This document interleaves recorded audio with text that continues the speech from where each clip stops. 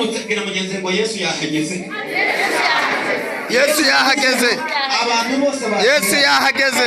Bwira mugenzi ngo iyi tariki umwaka utaha uzaba ukiri muzima.